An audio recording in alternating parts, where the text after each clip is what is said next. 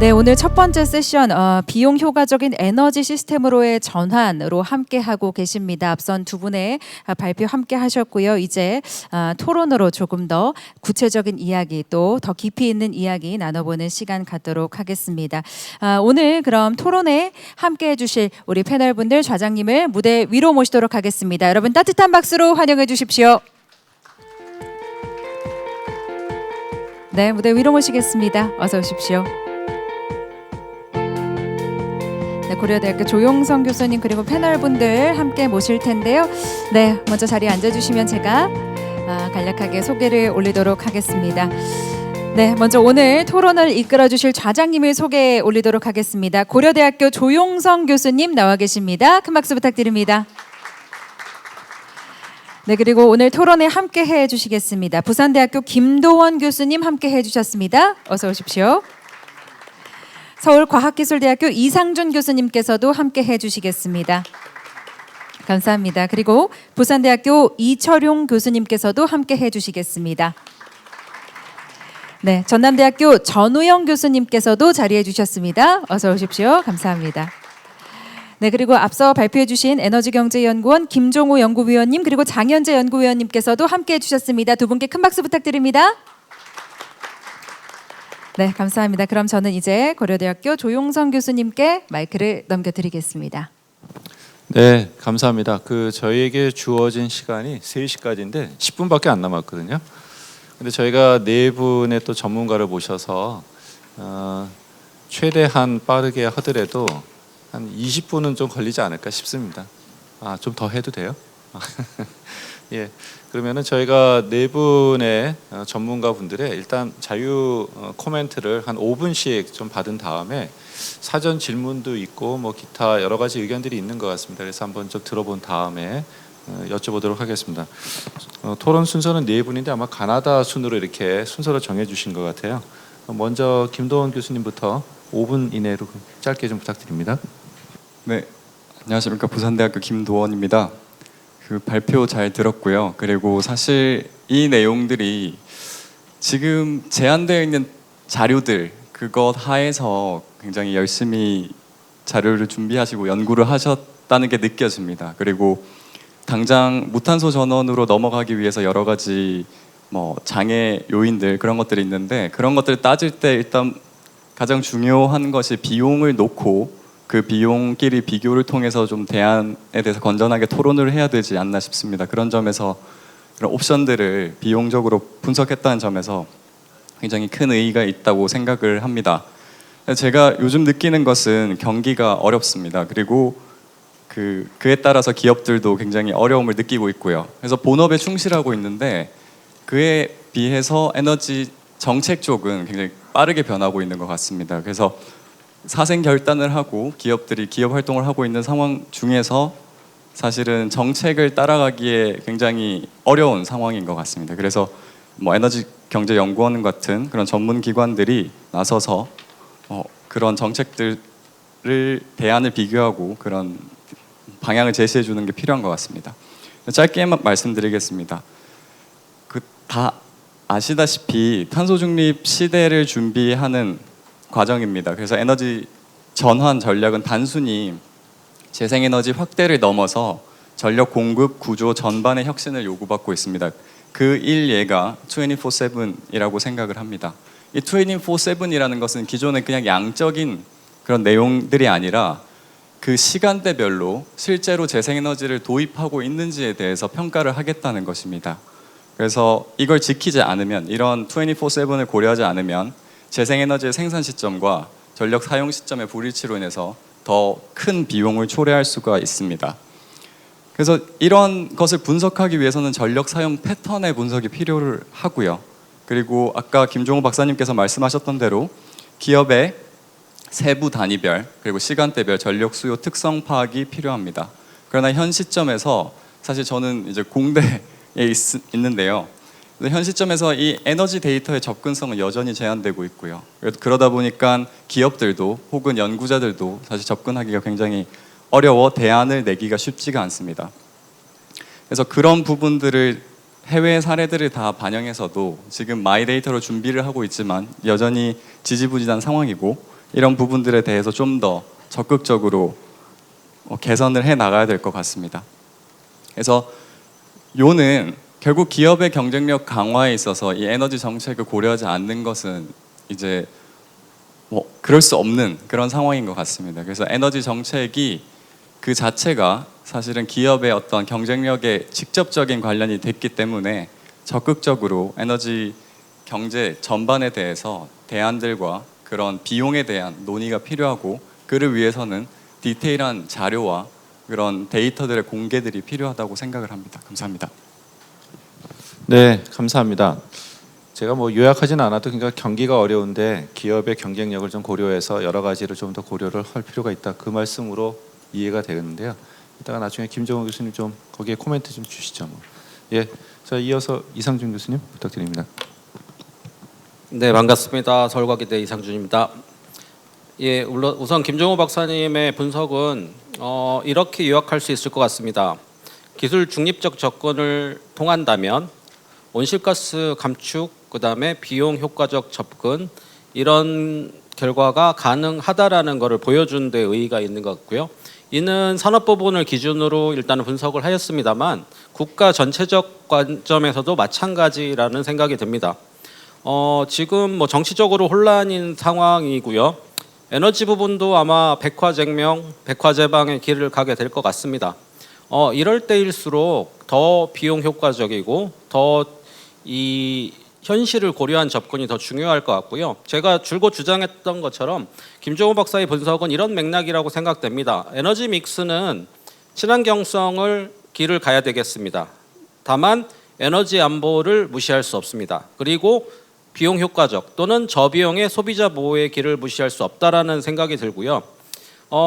좀 이게 오후 늦은 시간이 돼가니까 좀 가볍게 얘기하자면 탄소 중립은 어렵지 않습니다. 전기가 가끔 끊기고 우리가 어떤 비용도 감당할 수 있다면 수년 내에 가능할 겁니다. 그렇지만 우리가 그 전제를 깰 수가 없기 때문에 어려운 겁니다. 전기가 끊기지 않아야 되고 소비자께 부담을 많이 드리지 않아야 되는 겁니다. 자, 그렇다고 하면 두 번째, 미국 시장을 최근에 살펴볼 필요가 있을 것 같습니다. 아마존이나 구글이 최근에 원전을 샀습니다. 원전을 왜 샀냐? 재생에너지가 미국은 더 싼 시장입니다. 아마존과 구글은 왜 원전을 샀을까요? 그런데 더 싼 거 사지. 자, 물리적 한계를 극복하기 어렵기 때문에 그렇습니다. 재생에너지가 가진 밀도적 한계를 극복하기 어렵기 때문에 원전도 같이 사는 겁니다. 자, 이런 거는 안보적 고려가 들어있기 때문입니다. 그리고 스스로 감당할 수 없기 때문입니다. 재생에너지라는 물리적 한계를 극복하기 어렵기 때문에 두 개를 섞는 겁니다. 자, 다음으로 저비용의 문제를 말씀드리자면 최근에 유럽 경쟁력 보고서가 나왔습니다. 유럽이 파악한 자기들의 경쟁력 하락의 요인은 무엇인가? 전기요금의 증가로 유럽의 제조업의 위기가 왔다라고 평가하고 있습니다. 중국이 저가 공세를 하고 있고 전기요금의 비용들이 증가했으니까 유럽이 경쟁력을 잃고 있다라고 평가하고 있습니다. 우리나라도 마찬가지 상황이죠. 중국의 공세는 여전하고 전기요금은 최근에 많이 올랐습니다. 그러면 앞으로 계속 우리가 이 길을 이렇게 가야 되는가? 이게 우리가 원하는 길인가? 당연히 아닐 것 같습니다. 그런 이를 종합하자면 비용 효과적이고 기술 중립적 접근이 굉장히 중요하겠다. 이를 에너지 실용주의라고 할 수 있을 것 같습니다. 그래서 앞으로 참 여러 가지 정치적으로 혼란기에는 여러 가지 뭐 다양한 뜻들이 백화제명식으로 나올 것 같습니다만 어제 기사에서 이런 말이 나왔더라고요. 제가 이 말을 인용하고 토론을 마치면 좋을 것 같습니다. 스웨덴 에너지부 장관이 이런 말을 했습니다. 어떤 정치적 의지도 물리적 법칙을 뛰어넘을 수는 없다. 네, 고맙습니다. 앞에서 우리 김도원 교수님이 경기 침체와 이 상황에서 기업 경쟁력을 좀 고려해야 된다고 얘기를 하셨는데, 이어서 이상준 교수님도 뭐 비슷하게 이상과 명분도 좋지만 현실적인 문제를 도외시할 수는 없을 것 같다. 그래서 실용성에 기반한 기술 중립이 굉장히 중요한 것 같다라는 대안까지 주셨거든요. 되게 어려운 코멘트이긴 하지만 이 부분에 대해서 김정호 교수님 나중에 좀 코멘트 좀 두시고요. 다 들어보시죠. 뭐. 자, 그럼 이어서 이 교수님. 반갑습니다. 부산대학교 경영학과 이철용입니다. 예, 일단 그 여러 발표에서 나온 것처럼 기존에는 이제 아리백의 캠페인이 이제 많이 흘러갔는데 최근에는 이제 CFE로 전환되는 분위기인 것 같고요. 또 여러 나라 중에서 또 우리나라가 그쪽에 많이 지금 드라이브를 걸고 있습니다.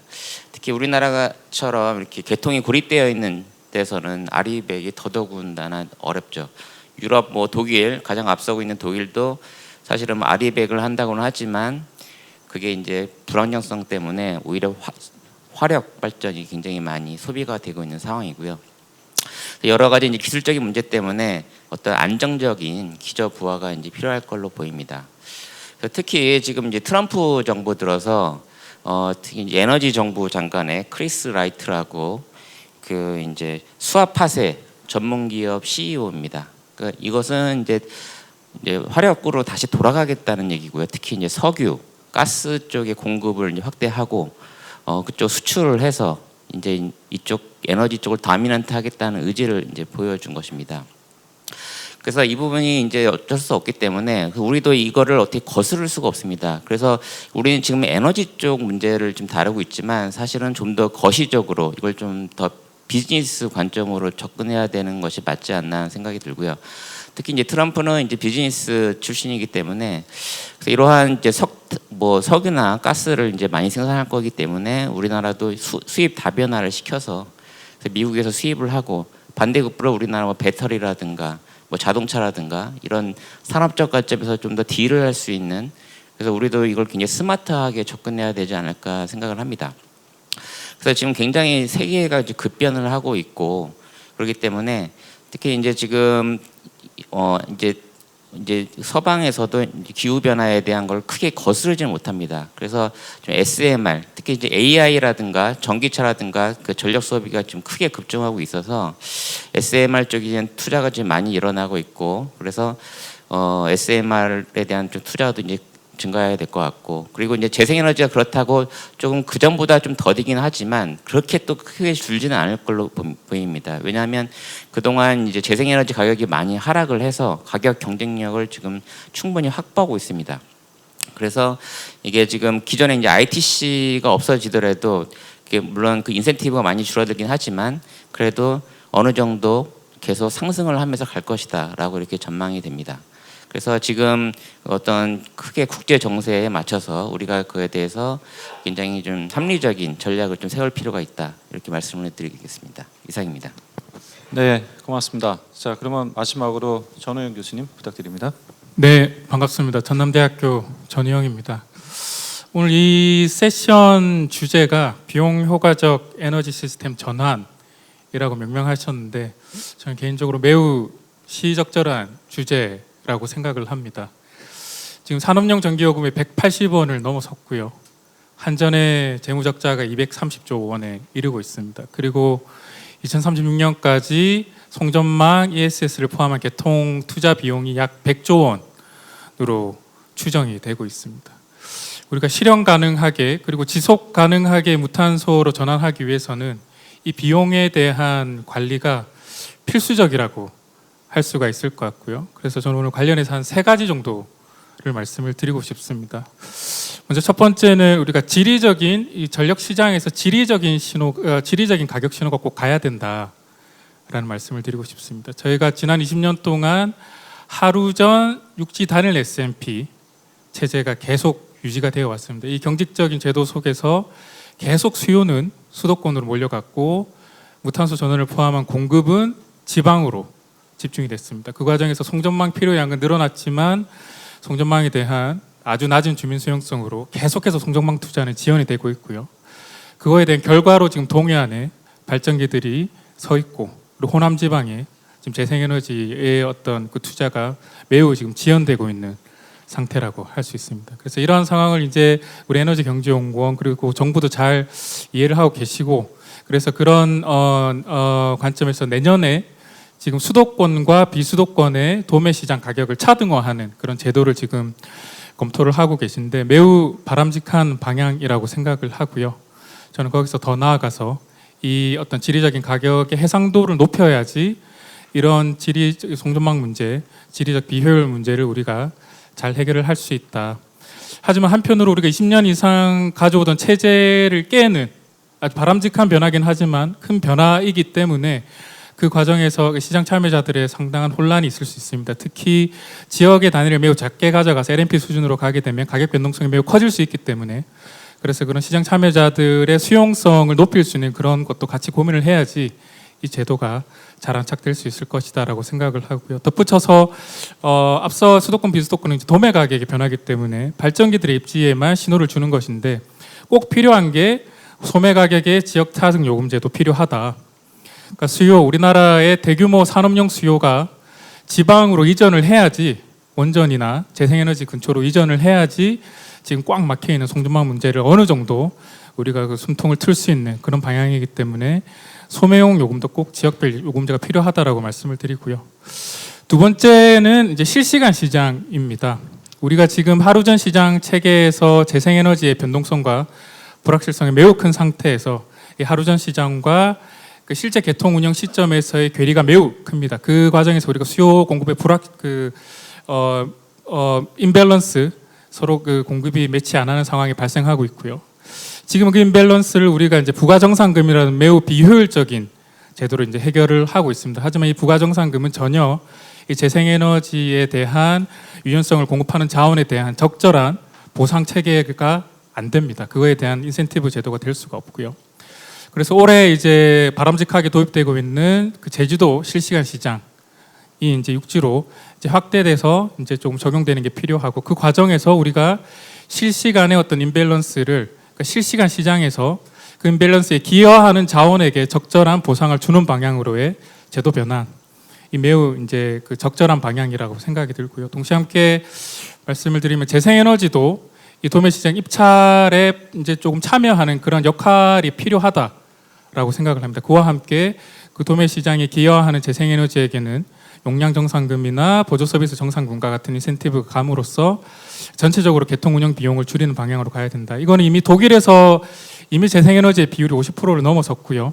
하지만 최근에 제가 알게 된 바로는 그 과정에서 그 예비력은 오히려 절반으로 줄어들었다고 얘기를 들었습니다. 그 배경에는 이런 시장 제도를 통해서 재생에너지가 입찰에 참여를 하는 역할을 짐으로써 그런 개통을 이제 비용적 효율적으로 풀어나가는 그런 이제 제도적인 서포트가 있었다라는 것이고요. 마지막 세 번째는 RPS 제도를 좀 말씀을 드려야 될 것 같습니다. 우리나라 지금 REC 정상금 올해 규모가 약 5조 원으로 추산이 되고 있고요. 이게 2030년까지 큰 제도 변화가 없다면 약 10조 원 정도까지 늘어날 것으로 전망이 되고 있습니다. 작년 한전의 영업 적자가, 영업 손실이 약 4.5조 원이었기 때문에 이 규모가 얼마나 우리가 큰지를 가늠을 할 수 있는데요. 한편 올해 지금 에너지경제연구원에서 추천하신 태양광의 LCOE가 약 128원. 그 올해 S&P가 우리가 120원에서 130원 왔다 갔다 하고 있기 때문에 우리 도매 시장에서는 사실 태양광의 그리드 페리티 이미 도달을 한 상태입니다. 그래서 이 재생에너지에 대한 이 어떤 이 보조 정책, 보조금 정책에 대한 고민이 필요하다. 하지만 지금 재생에너지 사업자가 부당한 초과 이윤을 얻고 있냐? 그렇다고 볼 수도 없습니다. 지금 RPS 제도의 문제가 모든 리스크, S&P 리스크 그리고 REC 리스크를 다 사업자가 부담하는 구조이기 때문에 사업자는 이것을 정당한 어떤 리스크 프리미엄으로 인식을 하고 있을 수도 있습니다. 그래서 이런 부분에서의 제도 변화가 필요하다. 그래서 많은 분들이 알고 계시는 어떤 경매 형태의 장기 고정 가격 계약 체계로 가서 이 사업자들이 부담해야 되는 리스크도 걷어내고, 그리고 우리가 지금 많은 비용을 부담하고 있는 어떤 보조 서비스, 그 정상금 비용도 줄여서 이 줄여든 이 비용을 이제 개통이나 이런 데 재투자를 해서 재생에너지나 무탄소 전원이 빠르게 이제 확산되는 데 필요한 재원으로 활용하는 그 방향이 우리가 이제 앞으로 가야 되는 방향이지 않나라고 생각을 합니다. 네, 이상입니다. 네, 감사합니다. 사실 저희가 이제 시간은 조금 다 됐는데요. 65개의 사전 질문이 있었습니다. 그래서 제가 좀 받았고요. 이 두 번째 세션에 해당되는 것들 빼고 첫 번째 세션과 관련된 것 중에서 몇 가지 좀 소개를 해드리고, 그 다음에 6분께 마지막 1분씩 좀 마지막 하시고 싶은 핵심 사항을 좀 여쭤보도록 하겠습니다. 몇 가지 질문 중에서 제가 관심 있게 본 것 중에 하나가 전력 부분 탈탄소 비용을 산정할 때 송전망 구축 비용이라든가 재생에너지의 RPS 지원금 또는 원자력 같은 경우에 해체 비용 같은 것들도 다 고려가 돼야 되는 거 아니냐, 그런 게 고려됐느냐라는 궁금한 게 있었고요.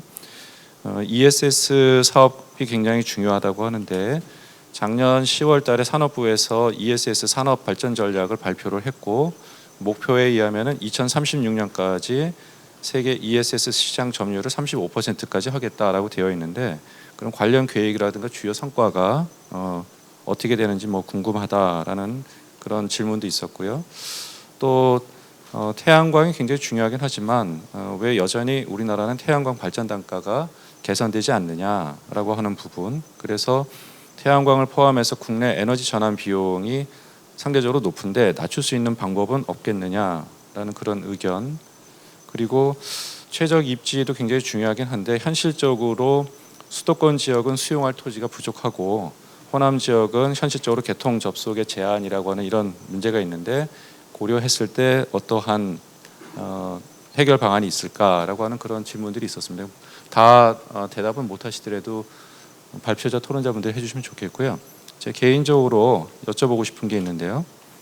사전 질문지에도 나왔습니다만 첫 번째는 가장 관심을 많이 갖고 있는 게 트럼프 행정부 2기가 우리나라 에너지 정책에 어떠한 영향을 미칠 것인가, 이거에 대한 전문가들의 의견을 좀 궁금해하는 게 많았고요. 제 개인적으로는 그거와 연계해서 그렇다면 한국의 에너지 전환 정책은 이 시점에서 멈춰야 하는가라는 질문을 좀 드리고 싶습니다. 그래서 그거에 대한 간단한 의견들을 한 1분 이내로 요약 좀 부탁드립니다. 자, 순서는 아까 토론하신 분부터 하기보다는 발제하신 두 분이 먼저 하시면 좋을 것 같아요. 김정호 박사님부터 해주십시오. 예, 일단은 자장님께서 질문 주신 것 중에 제가 좀 답변을 드릴 수 있는 거에부터 짧게 말씀을 드리겠습니다. 먼저 전력 부문 비용 효과적 탈탄소화 방안 중에서 이제 비용적인 측면에서 원전의 해체 비용이라던가 송배전에 대한 비용도 고려를 해야 되지 않을까라고 말씀을 하셨는데, 사실 그거는 앞서 이제 김도원 교수가 말했던 사실은 연구 분석에 있어서 좀 데이터를 얻는데 한계가 좀 있었다고 말씀을 드리고 싶어요. 본 보고서에는 이런 저희가 분석했던 연구의 한계가 나와 있기는 한데, 사실 이 각 발전원을 좀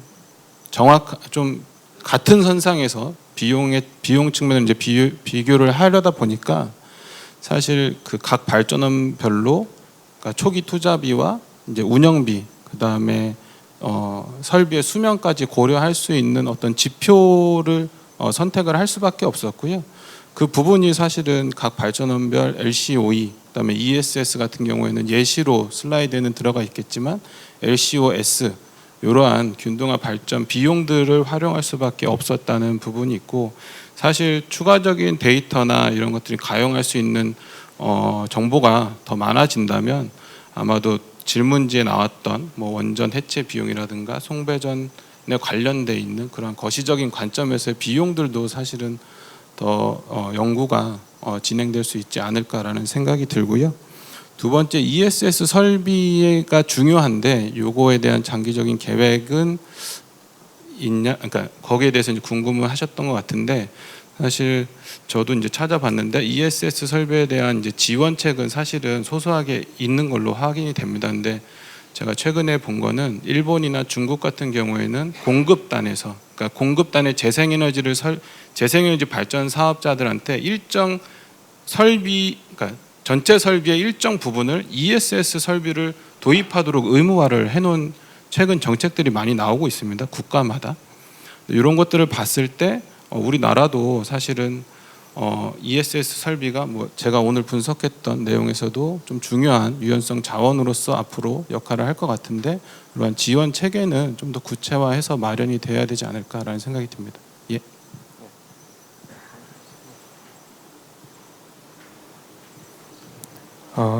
네, 앞에서 말씀해 주신 내용들을 토대로 몇 가지만 정리해서 말씀을 드리겠습니다. 먼저 이제 그 트럼프 재집권과 관련을 해서는 앞서 말씀해 주신 것처럼 이 화력 발전과 재생에너지 어떻게 보면 경쟁 구도가 좀 더 심해지는 부분도 있을 거라는 생각이 들고요. 그런 차원에서 저희의 금일 이 세션의 주제와도 매칭이 되는 그 비용 효율성이라는 것이 재생에너지 보급에 있어서 굉장히 좀 중요한 측면이 되지 않을까, 이런 중요성이 좀 더 강조가 되어야 되지 않을까, 이런 생각이 들고 있습니다. 아까 이제 질문 주셨던 부분 중에 태양광 발전 단가가 왜 이렇게 여전히 높은지에 대한 질문이 있으셨던 것 같은데요. 저희 내부적으로도 파악하고 있는 요인이나 혹은 예컨대 BNEF라든지 외부에서 파악하는 내용들을 이렇게 종합해서 보면 통상적으로 인허가와 관련된 그런 비용들, 발생하는 비용들이 좀 있다는 부분, 그리고 주민 수용성을 처리하는 차원에서 발생되는 비용들이 있다는 부분이 있고요. 그리고 이제 금융 비용에 대한 부분도 같이 동시에 좀 지적이 되고 있습니다. 사실 인허가나 이제 주민 수용성, 특히나 주민 수용성 같은 경우가 잘 해결이 안 될 때에 나타나는 부분 중에 하나가 이제 이격거리 규제와도 연관이 좀 되어 있습니다. 근데 이제 이격거리 규제가 향후에 완화되는 방향으로 움직여지면 그것이 비용 효율적인 방향으로 될 것이라는 걸 제가 앞서 발표에서도 말씀을 드렸기 때문에 그것도 좀 중요한 부분이 될 거라는 생각이 들고요. 그다음에 이제 금융 비용 같은 경우는 사실 불확실성, 사업자들의 수익 불확실성과 연관이 많이 될 수 있습니다. 앞서 전우영 교수님께서 말씀해 주셨지만 RPS 제도화에서는 사실 그 REC 가격에 대한 불확실성, 그리고 S&P 가격에 대한 불확실성을 사업자들이 동시에 지고 있는 반면에 향후에 지금 산업부에서 진행되고 있는 이 정부 주도형 입찰 시장으로 넘어가게 되면 기본적으로 이런 불확실성이 조금 축소될 수 있는 부분이 있고 그 낙찰된 가격을 중심으로 좀 더 예측 가능한 수준으로 변할 수 있기 때문에 이런 측면에서 불확실성이 줄어들면 향후에 금융 비용도 조금 낮출 수 있는 부분이 되지 않을까, 그런 생각이 듭니다. 마지막으로 사실 이 개통 비용에 대해서는 뭐 저희 쪽으로 나온 질문은 아니었지만 이 자리를 빌어서 좀 꼭 말씀을 드리고 싶은 게 저희 연구자의 차원에서 보면 이 개통 비용에 대한 부분이 연구에 포함되는 것이 어떻게 보면 연구의 완결성을 확보하는 데 굉장히 중요한 부분이 됩니다. 근데 이제 저희가 실제로 연구에 활용하기 위해서 데이터를 좀 확보하고자 할 때 그게 사실 뭐 보안 문제라든지 여러 부분이 결부가 되어서 얻기가 좀 어려운 부분이 있습니다. 향후에는 이런 부분이 조금 공개가 될 수 있는 부분은 어느 정도 좀 협조가 돼서 연구가 이루어지면 좀 더 완결성 있는 내용을 가지고 말씀을 드릴 수 있지 않을까, 그런 생각이 듭니다. 네, 이 정도로 말씀드리겠습니다. 네, 고맙습니다. 이제 저희가 시간이 별로 없어서 내부는 딱 1분씩만 부탁드립니다. 김도원 교수님. 네, 사실 제가 트럼프 집권에 대해서 사실 뭘 전망하거나 그럴 수는 없지만 확실한 것은 트럼프 재집권을 했을 때 우리나라 경제는 좋아지지 않을 것이라는 생각입니다. 그러니까 더 좋아질 것이라고 전망하기가 어렵다는 점입니다. 그래서 사실 뭐 왜 그러냐 하면 뭐 길게 얘기해야 되겠지만 어쨌든 어려워질 텐데 그때 탄소 중립을 사실 멈춰야 되는 것이 아니라 좀 더 잘하는 것을 더 잘할 수 있는 방법을 찾아야 되는 상황이라고 생각을 합니다. 그래서 기존에는 탄소 중립이라는 개념이 정착하지 못했기 때문에 이 탄소 중립에 대한 드라이브를 걸어왔고 강력하게, 근데 이제는 그 비용이 사실 추산되기 시작했고 그리고 최근에도 사실 탄소 배출권 거래제 때문에도 발전사들이 굉장한 비용을 이제 지불해야 된다, 이런 얘기들이 나오고 있습니다. 그래서 그런 것들을 다 종합해 봤을 때 어려운 시대이니까 탄소 중립을 그만해야 된다기보다는 지금 당장 할 수 있는 범위 안에서 최선을 다해야 된다, 이런 관점으로 생각을 해야 되지 않을까 생각합니다. 감사합니다. 네, 짧게 말씀드리겠습니다. 트럼프 2기를 핵심을 한마디로 요약하자면 불확실성이 어느 때보다 커졌다라고 말씀드릴 수 있을 것 같습니다.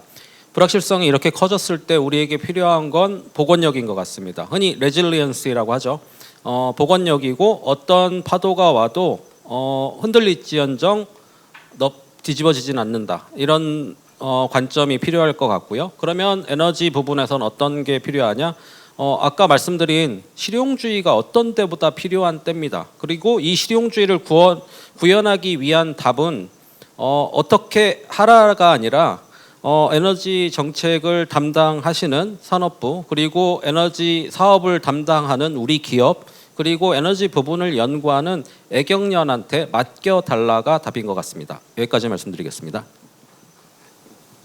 예, 우리가 이제 트럼프 1기를 경험을 했기 때문에 다행히 좀 교훈을 가질 수 있을 것 같은데요. 그 트럼프 1기 때도 뭐 기후 변화 다 탈퇴를 하고 그랬지만 사실 그 메인스트림을 좀 거스를 수는 없습니다. 그래서 조금 더디더라도 그것이 없어지는 건 아니기 때문에 이 흐름 그대로 간다고 봐야 될 것 같고요.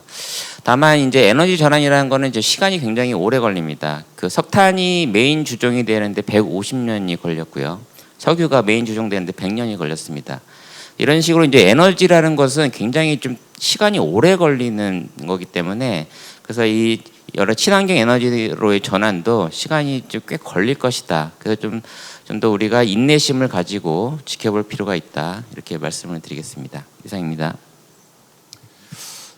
저도 그 트럼프 집권과 관련된 영향을 조금 말씀을 드리고 싶은데요. 두 가지 관점이 있는 것 같습니다. 미국이 이제 탈탄소화에서 조금 벗어날 텐데 과연 그럼 우리가 어떻게 해야 될까?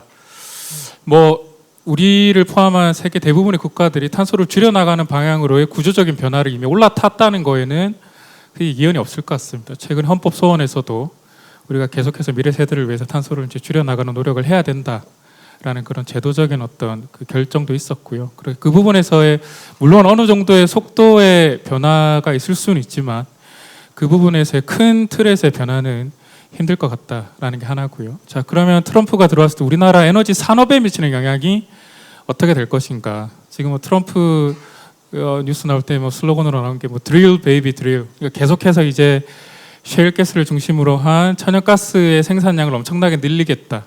뭐 옆에 이철영 교수님도 말씀하셨지만 에너지부 장관으로 셰일가스 회사 CEO를 만지는 걸 검토하고 있다는 등 이거에 대한 건 어느 정도 이제 확정이 된 것 같습니다. 셰일가스 생산이 늘어나서 가격이 떨어지면 우리나라의 핵심적인 그 에너지 공급 업체 한전, 가스공사 이런 회사들의 재무 구조에 상당히 숨통이 트일 걸로 예상이 됩니다. 그 천연가스 가격의 비용의 수준에 의해서 재무 구조가 매우 영향을 많이 받는 구조이기 때문에 그렇다면 이건 일종의 우리나라 어떤 에너지 산업 측면에서는 기회가 될 수 있다고 생각을 하고요. 이렇게 재무적으로 조금 개선이 되면 이 비용을 지금 꽉 막혀 있는 개통이라든지 이런 무탄소 전원으로의 전환을 하는데 재투자할 수 있는 여력이 생기게 될 테고 그렇게 되면 이런 부분, 이런 방향으로의 변화에 오히려 어떻게 보면 더 좀 긍정적인 영향이 있을 수도 있겠다라는 생각을 합니다. 네, 이상입니다. 고맙습니다. 사실 뭐 저도 드리고 싶은 말씀도 있고 그렇지만 그냥 한 가지만 말씀드리고 마무리하도록 하겠습니다. 사실 저희가 되게 어려운 상황이죠. 국내외적으로. 근데 이런 이야기가 있습니다. 추운 겨울은 보이는 것들의 성장을 멈추게 하지만 보이지 않는 것들을 자라게 한다. 보이는 것들은 다 떨어지지만 뿌리를 더 강하게 해준다라는 게 있습니다. 우리가 현재 맞이하고 있는 추운 겨울 같은 그런 상황이지만 결국에 보이는 것에 너무 연연해하지 않고 우리가 기회를 잘 살려서 뿌리를 튼튼하게 하는 그런 기회로 삼으면 좋을 것 같습니다. 자, 이상으로 첫 번째 세션을 마치도록 하겠습니다. 예, 고맙습니다. 네, 감사합니다. 좌장으로 수고해 주신 고려대학교 조용성 교수 그리고 6분의 패널분들께 다시 한번 뜨거운 박수 부탁드립니다.